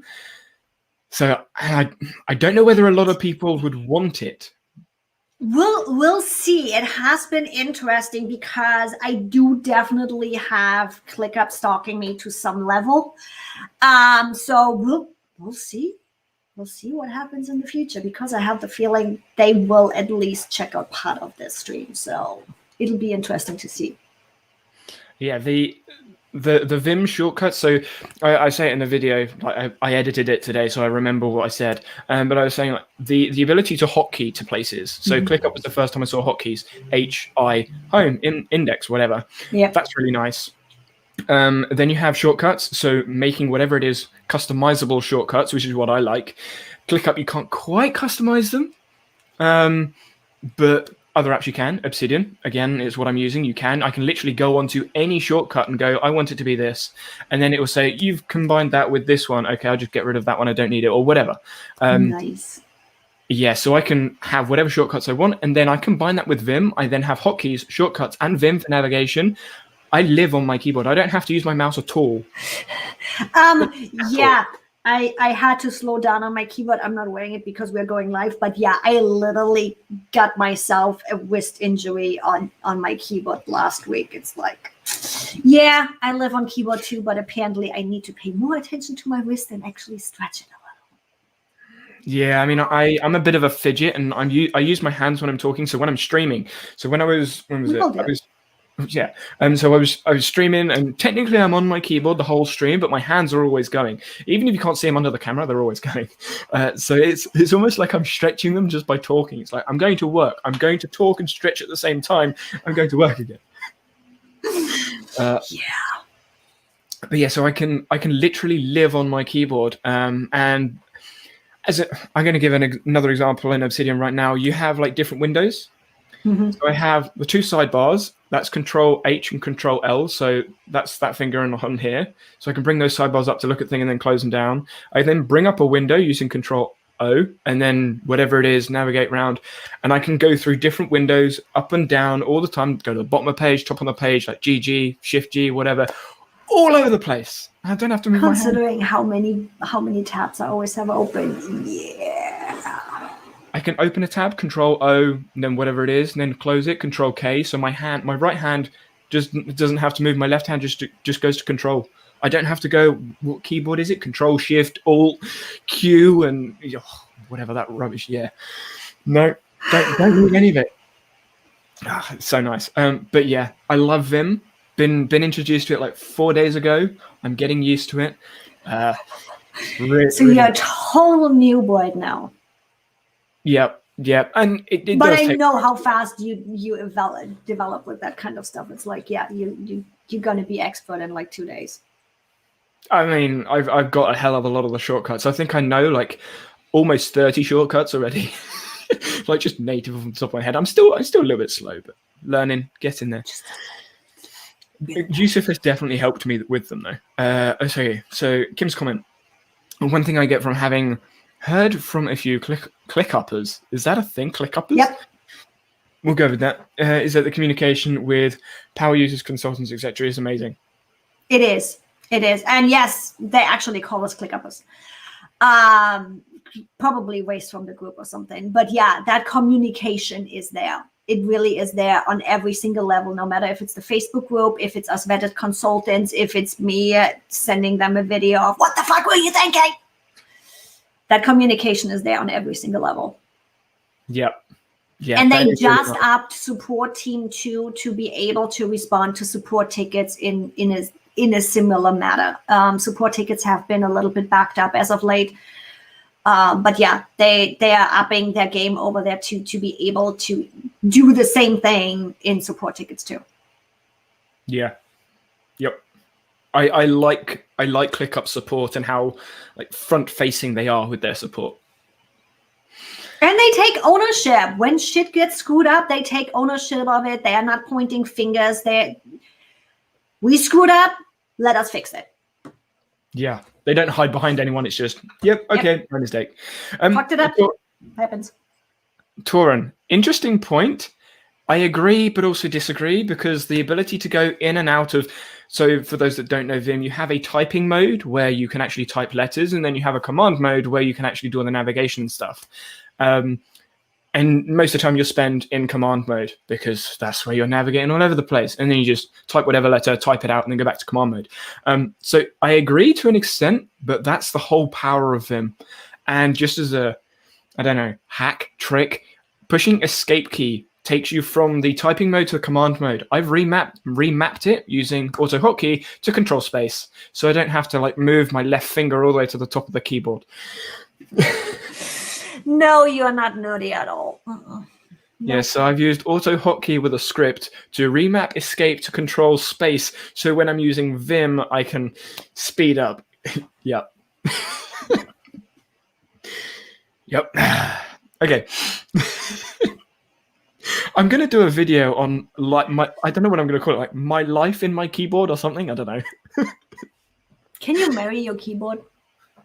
I don't want to. It's disgusting. You're supposed to clean that thing, right? I don't want to know. I don't want to know. See, that's why I don't use my laptop keyboard anymore. I just got a new one. Just plugged it in. I was like, there you go. So when it gets too disgusting to use it, I'll just like throw it away and get a new one. No, I won't. No, I won't do that. But I was gonna get a new keyboard. I'm just gonna pretend I didn't hear that. I'm still a child. I'm still no, actually, I'm not a student anymore. I am a student because we're always learning. I'm gonna go with that one. Like loophole. I'm a student. I'm always learning, so I can be messy. Yeah. Moving on. Gabriel, your question in regards to what Danny asked.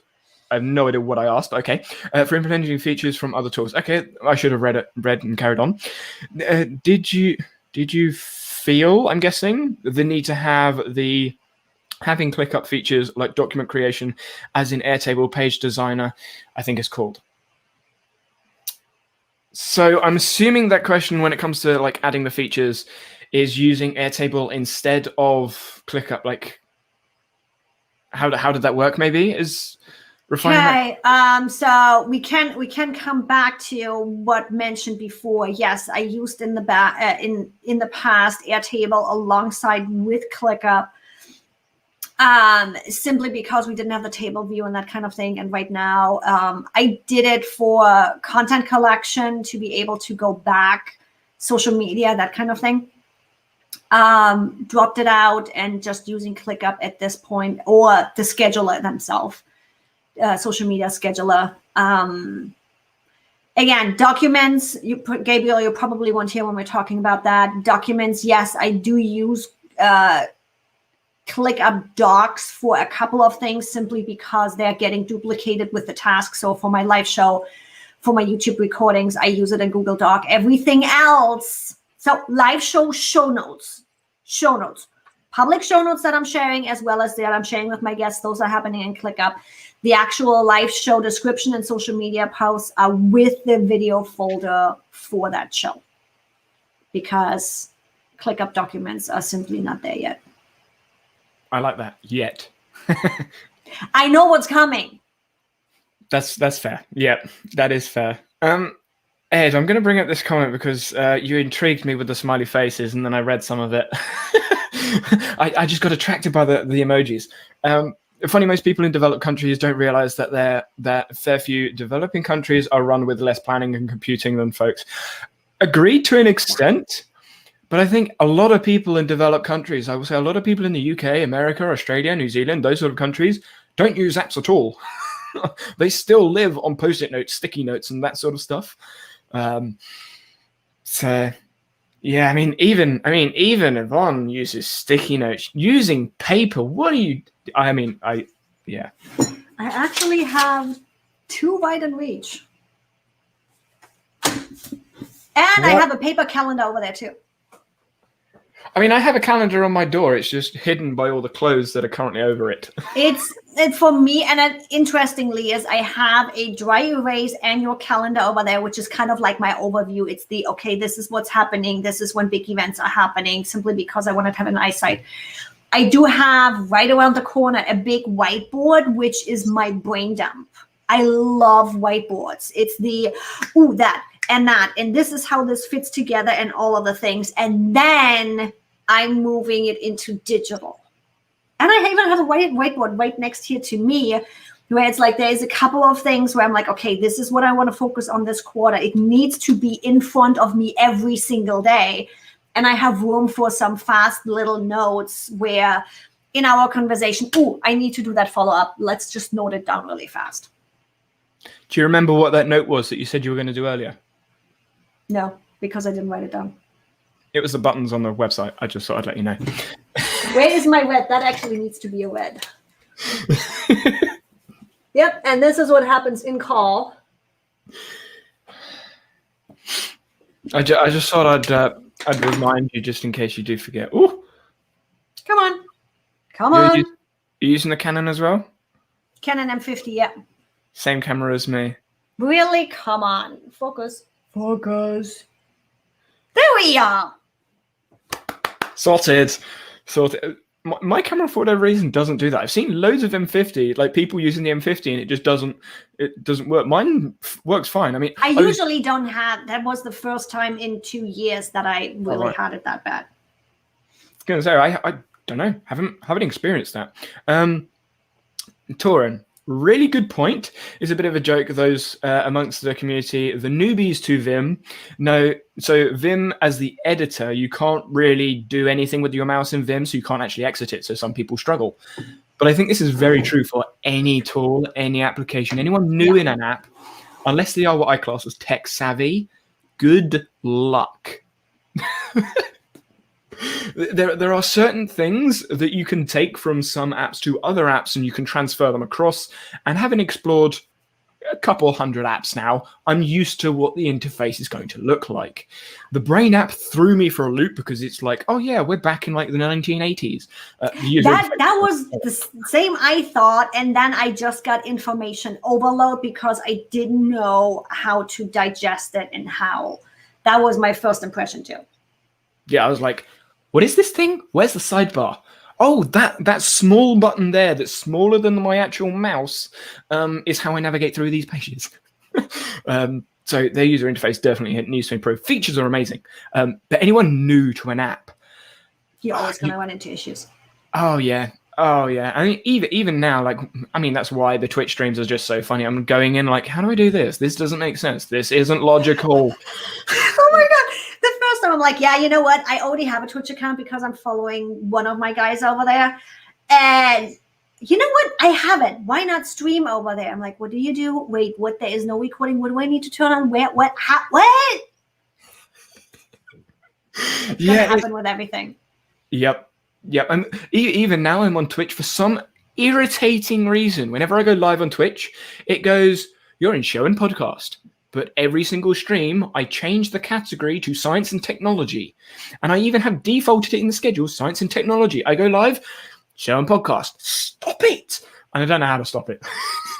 I don't have them do it yet. But you just need to find an actual Twitcher rather than, Don't ask me. I don't know.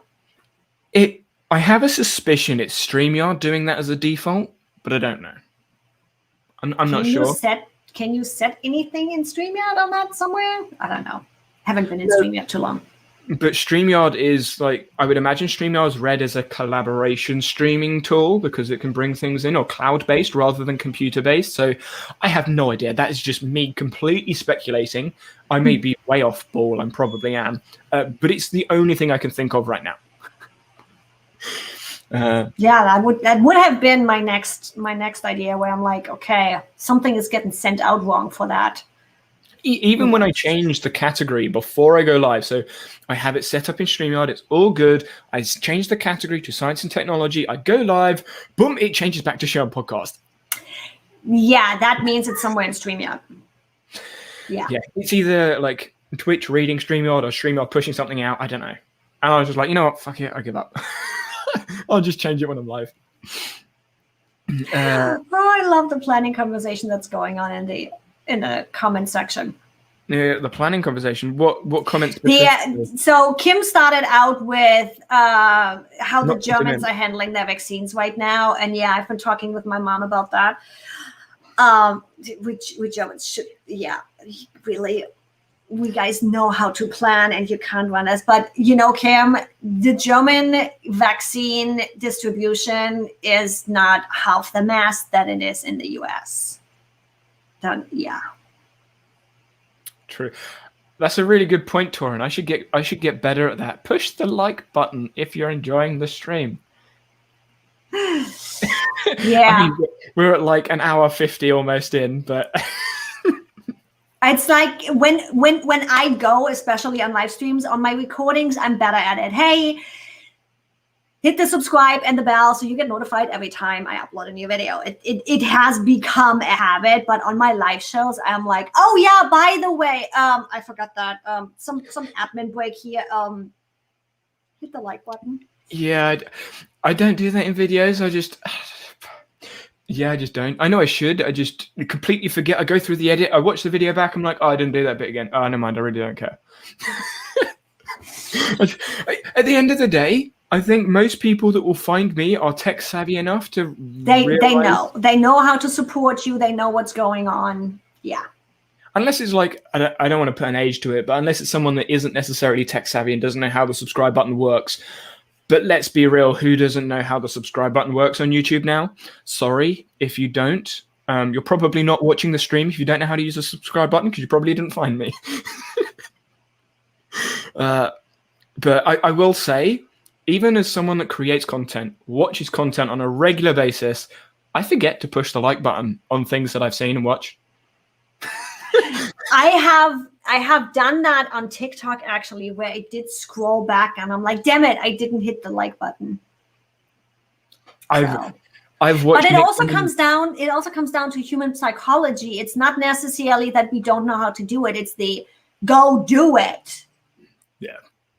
Oh yeah, right. Let me click that.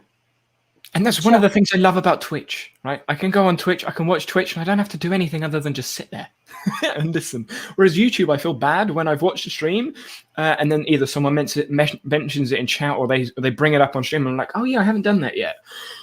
Yeah, I just don't have to think about it. Like Nick Nimmin, I've watched so many of his streams, and then right towards the end, someone will comment and say, oh, we're almost at so many likes. And like, I've been watching this for 3 and a bit hours, and I haven't liked it yet. Yeah, that makes me feel bad. Kim's followed up. I don't consider myself tech savvy. You are 100% tech savvy. Have you seen your Notion space? Like anyone that isn't tech savvy won't have a Notion space that has a database in it. You have a database and you've named your databases after Harry Potter. She's a Harry Potter fan. So she's got like the Room of Requirement and other things like that. But yeah, you are tech savvy. But I feel like I could set up a very easy system to organize the distribution of someone. Yeah, you are tech savvy. Just a little bit. And interestingly, I was talking with a ClickUp developer that does not live in the States that is helping his country right now get set up. No, actually did. That was happening. Are we in the new month yet? That was happening beginning of February. His country reached out to him to help them set up ClickUp to handle vaccine distribution. I was like, wait, what? This is cool, but this is also frightening because you as a country, you have to distribute a lot, not just vaccines right now. Yeah. Okay. I guess that's going to be a good test to see whether ClickUp can handle lots of stuff. Unless it's a really, really, really, really small country that doesn't have many people. It's a fairly good-sized country. Yeah, I would imagine. When people say country, it's normally fairly large. I would imagine 300,000 is certainly more than that. So yeah, I have no idea how they would manage that. Like whether someone has had it or not, because that's more spreadsheet. And ClickUp's not spreadsheet. ClickUp's database. No, I don't think it's the person by person. It's more the extra distribution to the locations and that kind of stuff. That makes more sense. I was going to say otherwise, like, wow. That is a great question, Torin. What does the button do? It goes blue. That's literally about it. It goes blue. I mean, it kind of helps with the algorithm, but not really. Like, you watching is better, so yeah. Just have us on in the background, and that'll do better than pushing the like button. Yeah, and I'm not even joking. That's how the algorithm works. But yes, we are closing in on 2 hours, so we'll probably close it out in a second. But in the Linux world, I'm still a newbie. I'm not even in the Linux world, so I'm more of a newbie than you as a newbie. I'm a dummy newbie. And it's always like especially with technology and especially with SaaS and all of that, it becomes really difficult when we know what we don't know. And I think most of your audience knows what we don't know, which puts us in the, oh, I'm a newbie. Oh, I don't know. Oh, I'm not tech savvy, because what we do know comes natural to us. And then you look at people and I'm like, yeah, you are a nerd. You are a full-on nerd and you fucking know what you're talking about. Yet I look at myself and I'm like, there's definitely people out there that are better than me, but there's also a lot of people out there that are way worse than me. So, and that's a really good point. Learning to program, all the frigging programming coding videos, you do this, you insert this, you do that, you use all of these terms, and there you go. Sorry, English, please. What exactly. And I think with a beginner explaining, like, I'm like one chapter ahead of you. That's helpful, because you go, okay, this function, this word means this, and it does this, and it's actually doing that, rather than going, use this function to get this. And I think, and I hope my audience is going to call me out when I get to that point, but I think because also English is my second language, yes, I know how to fancy articulate myself, but it takes so much freaking brain power that I don't want to deal with it, that I can keep it on the low end. Because yes, once we start talking that language and we become an expert, suddenly we do talk that language, and where it's like, okay, dial that back. What are you talking about? So it can end up in, It's dumbing down the terms, and that's what I do in my head to remember things. Just talk plain and simple English. Exactly. Tools are a second language. Yeah. Tags in coding are ears, right? The brackets, you put ears around words. That's how I remember. Like, if I don't have ears around certain things in HTML, it's not going to work. That's how I remember it in my head. Oh my God. I started my journey with Integromat, with parsing and formulas and all kinds of stuff, and the damn thing didn't work. And then luckily one of my gals is like, you don't have to hand type this stuff in. It's right up there. And then suddenly it worked. I'm like, yep. I typed the same thing in. I literally did not type this wrong, and still. Don't get me on to ghost blocks in Notion formula editors. It's so stupid. You push a space, you backspace it, but the space still exists. But you don't know it still exists because you can't see it. So stupid. Anyway, it has been great having you on. And I'm going to use the right word or a better word this time. Bit of an outtake. Because I've been saying like final words, and like it sounds so like dramatic. Final words. It's not like you're going to die. Bit of an outtake. Where can people find you if they want to contact you? And is there anything else you want to add to the conversation before we close the stream down? It's pretty much Ask Evie Anywhere. So here's how you can spell it right there, which is why I plugged it in there. YouTube channel going back. We are joining, actually, I'm teaming up with Kelly Novomirabella, who is a chatbot nerd, my chatbot queen. I'm teaming up with her in April. So we're actually going to do the beta challenge in April. That'll be interesting. Video every day. Haven't done that before, so that'll be fun. But yeah, like, I think we pretty much covered it all. It comes back down to use the tool that works for you and give the new tool a chance if the old one doesn't. I like that.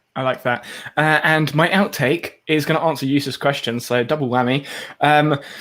Yeah, I will be streaming tomorrow on YouTube a little bit later than 7 o'clock, probably around 8 o'clock start time, depending on what happens, because Dad's birthday and the rest of it. So I will be on YouTube, and for future reference, I will be on YouTube streaming Saturday and Sunday. I will be on Twitch streaming Monday through Friday. You should set up a live streaming calendar publicly shared so people can import it into their Google Calendar really easy and see exactly where you are and when. I plan on doing that. Twitch already has a scheduler, so they can just look at Twitch for that. But yes, YouTube's, or I could have a newsletter or something, but hopefully it'll become habit.